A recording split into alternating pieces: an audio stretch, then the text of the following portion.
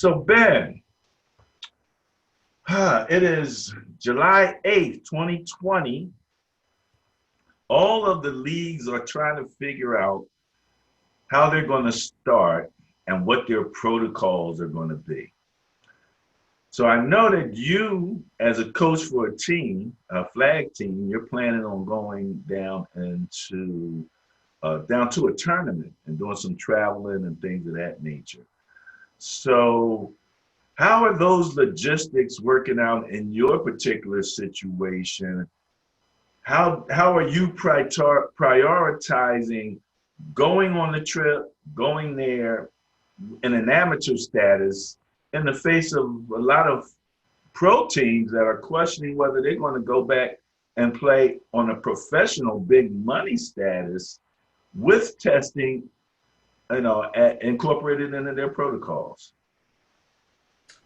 Wow, that's a tough question. I was hoping we weren't going to talk about this particular subject, but it's okay. Yeah, we're going to a flag football tournament. It's the East Coast Nationals. It's going to be in Richmond, Virginia. Last time I checked, which was probably at the end of last week, Richmond's numbers had been pretty good from the middle to the end of June and going into July. In fact, I think Virginia's doing relatively well in comparison to a lot of other states, but Richmond in particular only had a few new cases. I haven't looked at it today. I'll look at it again before we leave. However, I do realize also that we're not just talking about Richmond, we're talking about teams that are traveling from other parts of the country. I know looking at the bracket that we're playing in, I believe we're going to be playing teams from the Washington, D.C. area, another team from Philadelphia, teams from Buffalo, New York, so on and so forth. So what I'm going to attempt to do is make sure that I make it very clear to my players that they bring gloves and masks with them, because obviously while we're there, there are going to be situations where you're not going to be able to social distance. If you have to go in a store, you may not be allowed to go into the store without a mask. So make sure that you have one, because we're going to have to go and buy things. We're going to have to go. We're not obviously not going to eat in restaurants, but you may have to go to a restaurant to pick food up. You need a mask for that. Make sure you bring a disinfectant spray, Lysol, or I don't know if we're allowed to do brand names on this show, but you know what I'm talking about, the kind that you can use when you go in and spray up your hotel room, and make sure you spray your bed, which in fact, my wife and I have been doing for many, many, many years before this pandemic was even heard of, anytime we went out of town. So it's a habit for me.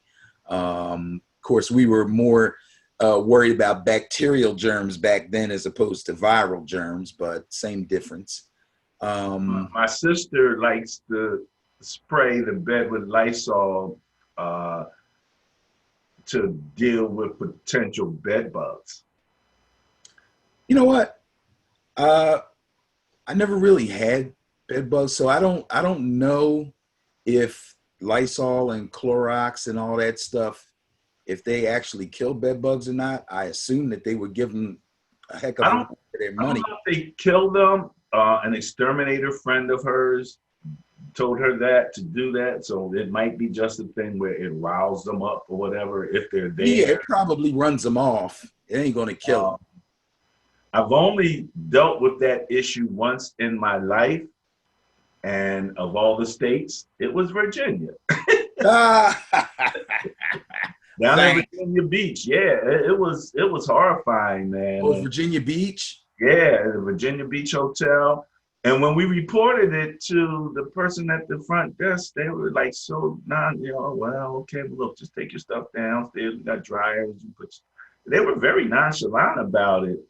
Later, I did talk to our attorneys, and they basically were telling us, like, they've got the laws set up in such a way that it's really difficult to sue them for bed bugs. Absolutely. So that's probably, why they were so relaxed, because that was one thing they weren't too worried about, Yeah, and so. if they were going to be worried at all, that would be that someone has discovered that the bed bugs are there and they may spread, which could cause them problems. But let's face it, they could keep the place clean as a whistle, and one person can bring them from home, and bam, they're there. They're there. Yeah, absolutely. Yeah. But like you said, bacteria was our previous main concern. Right. You Now know, it's when you viral. go in and spray and clean up when you're traveling like that, for tournaments, and we were doing it for conventions and stuff like that, Yeah. and vacations. So you guys are staying at a hotel, Yes. okay? And so on a scale of low, medium, and high, if you're looking at your wrist, you would rank it, I'm assuming, then low at this point. I don't know, man. I don't work for the CDC. I don't know. All I can do is ask the guys to be careful and take precautionary measures. We've been practicing. We try to be leery of too much handshaking and hugging. We try to be leery of not getting too close to each other's faces when speaking. No chest pumping? No, that's not a good idea, because when you chest pump, you exhale air. And when you exhale air at a close range, Yeah. you know what I mean? So you got to do the fancy one they do where they jump and they turn their backs to each other. Is that how you do it? Yeah, you got to be real careful now. In fact, at first I didn't really think about that, but then I was reading some protocols that the city's going to come out with for when because they're almost in the green phase now, or we're like in the beginning of the green phase in Philadelphia. So once league play and team play is actually authorized for Department of Recreation, they're going to have guidelines, and that was one of them. So, but for the most part, most of the guys on the team are pretty responsible. They all have jobs, and they wear their masks when they're on the street or have to go to the store or shop, or they may have to wear them at work. Some of them are essential workers, so they're used to wearing them. They don't wear them when they play, though, do they? No, they don't wear them when they play. So that's why I can't say, because that there's still a risk.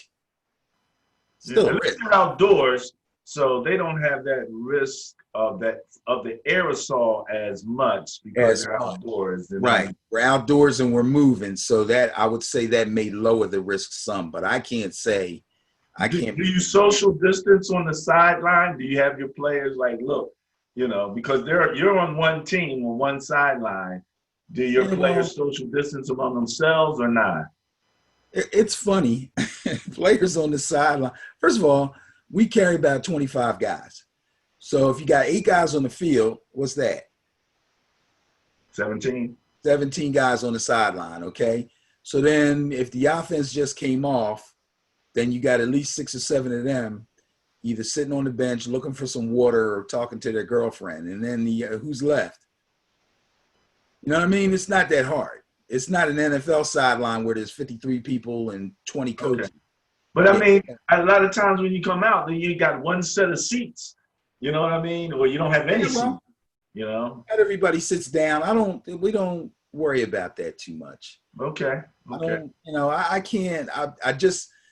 I got a friend and I don't want to go too far with this. I got a friend who's into this conspiracy theory thing about COVID, and he's on Facebook all the time, and he's like, what about this? What about that? Oh, look, they said this many people died yesterday. Now they're saying it was this many, and he's on and on and on. I had to send him the Serenity Prayer. The Serenity Prayer, God give me the strength to stuff I can't do nothing about. Like, let me be chill on that. Well, the only choice that you have would be not to go. So what is it about about playing the game and going to a tournament that makes you feel that it's so important that whatever risk level it is, you still want to do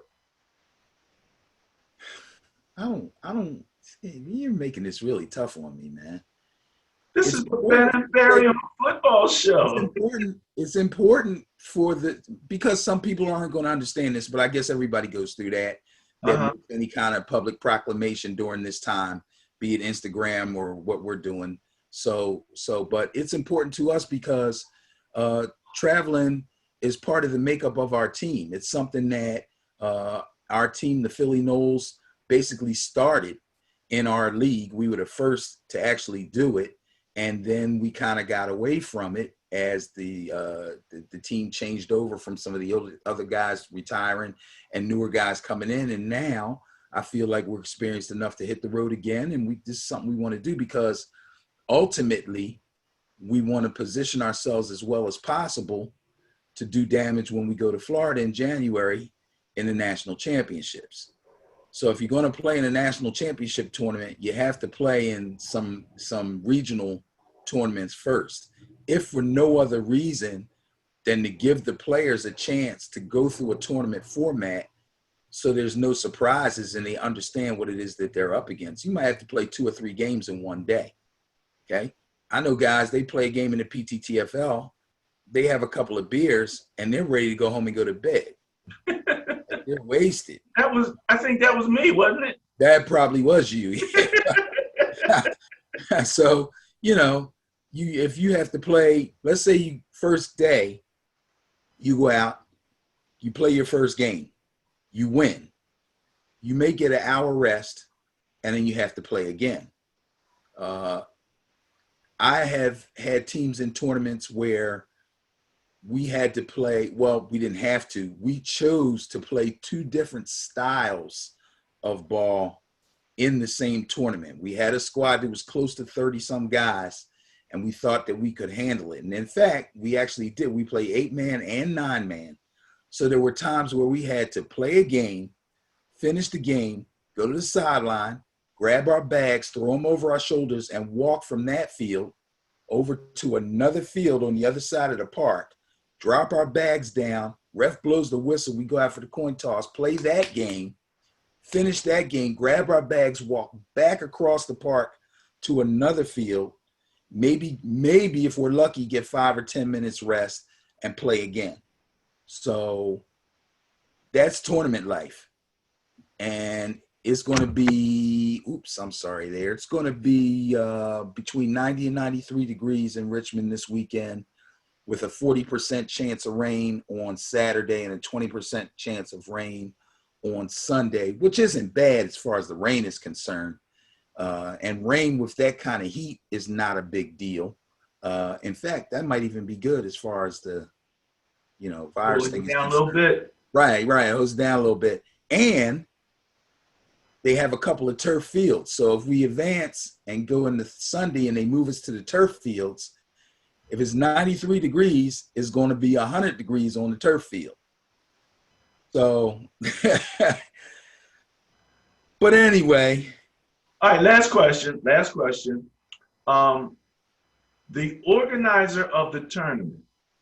Yes. First, who is that, and what do they have to say about any of the scenario relative to COVID and anything of that nature? Do they have any extra guidelines, rules, or? Well, I tell you what, it's the UFFL is the sanctioning body. The dates for the tournament had already been confirmed back last year, I believe. So since this has happened, they've been in touch with the local government so that the local government could tell them, no, you better shut it down, postpone it, cancel it, or whatever. Or we feel that because of what's going on and where you guys are going to be, that you should be okay. And they gave them the green light. Okay. All yeah, right. This isn't like we're just going out and taking over a park and just playing on it. Yeah, they've gone through the local government. Well, that's interesting. That's good information. That's good information. All right. So, Noles in the tournament. I'll say it early. You can say it later. Go Noles. Thank you. All right.